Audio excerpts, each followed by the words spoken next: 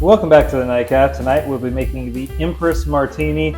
As you can see, we're going through a few drinks here using Empress 1908 Indigo Gin. So this is another delicious recipe for that one. So we'll get started here, and we're going to go ahead and make it in here. Already have the ice, and we're going to start out with half an ounce of simple syrup. So half an ounce is already have measured for that in right there.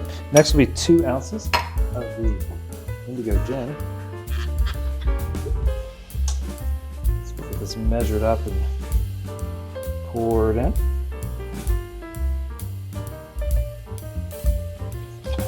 Just like so. And then after that, we'll do half an ounce of the dry vermouth. So that's what we got going on. Put half an ounce in there.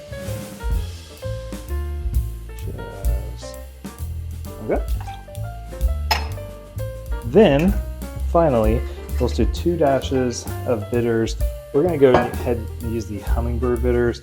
It's going to get some citrus and rose flavors in there. So 2 dashes in like that. Now we're going to go ahead and give it a stir. Get nice and chilled.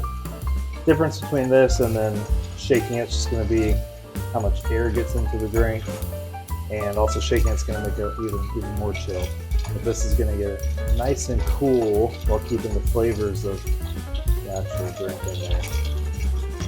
There you go. And got a special tip for you today, a little treat. We're going to put it in a martini glass that we have rimmed with lavender sugar. So now we got everything made.